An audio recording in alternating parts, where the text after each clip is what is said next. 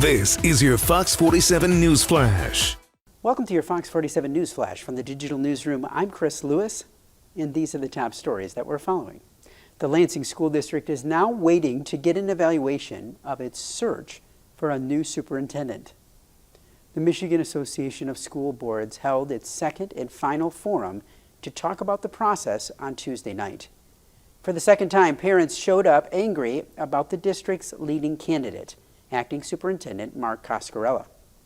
Some who came to the forum Tuesday left notes, others spoke in person to say that the accusations of sexual harassment and providing pornography to minors should be disqualifying. The Michigan Association of School Boards will give its report on the search process to the school board at its meeting on Thursday, November 21st. The board has hired an independent investigator to look into the allegations against Coscarella. Coscarella is accused of sexual harassment and supplying pornography to minors. However, no criminal charges have been filed against him.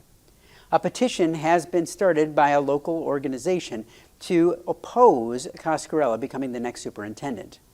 Open interviews with other candidates are tentatively scheduled for December 11th and 12th, and they are open to the public. Many charter schools are already feeling the impact of Governor Gretchen Whitmer's $35 million line item veto. Some have dipped into their reserves or scaled back some of the projects that they had planned. That includes putting things on hold, such as building improvements and adding new programs to the curriculum. About 50 charter school boards have signed resolutions to send to Governor Gretchen Whitmer to advocate for more money. Parents, teachers, and administrators are taking every opportunity to tell the governor that her decision is hurting their kids. We've sent letters, we've reached out to representatives, and it's frustrating because the feedback that we get is that both sides are at a real stalemate. In the meantime, our students are stuck in the middle, and I don't think students should ever be stuck in the middle between politics, said Laura Burwell with Light of the World Academy in Pinckney. Charter schools are still getting their basic per pupil funding. The money the governor vetoed was an increase the schools were supposed to get this year. She left the increase in for traditional K-12 public schools within the budget. The Charlotte woman who was given an arrest warrant for having 2 overdue library books can now breathe a small sigh of relief. On Wednesday, those charges were dismissed against her as long as she pays restitution to the Charlotte Community Library and a fee to Eden County's Electronic Crimes Unit. Melinda Sanders is feeling better, but not much better.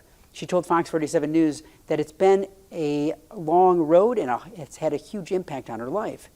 This affected my job, my bills, and my family. This impacted us so much because I'm the head of my household. For me, not having a job and not being able to work for library books is earth-shattering. Sanders was forced to miss 3 weeks of her job at DK Security. The company placed her on leave pending an investigation because of the charges. She didn't even find out that there was a warrant for her arrest until she tried to get a promotion, and it came up on a background check. That promotion is no longer there. It won't be as much money as the job before, so I won't be making as much, and that will impact my family, she said.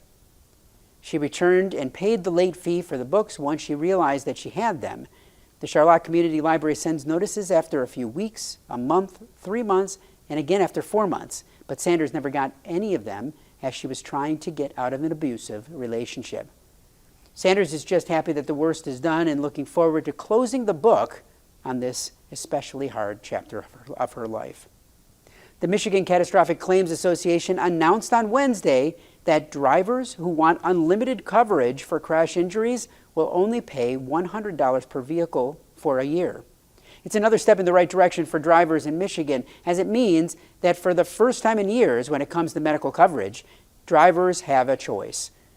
Michigan has never had cost control over the medical charges. When someone is in an accident, it's just unfettered charges by medical providers, said Tricia Kinley, executive director of the Insurance Alliance of Michigan. The Michigan Catastrophic Claims Association announced the drop months after Governor Whitmer signed a bill that would drastically reduce insurance rates for drivers. For years, Michigan drivers have been paying some of the highest rates in the country. Now, more reforms are around the corner, we've been told, and once drivers are given the choice, we're confident that they'll make the right choice for their family, Kinley said. The 100 per vehicle rate kick begins in July of 2020. Learn more about all of these and all Mid-Michigan's breaking news on fox47news.com.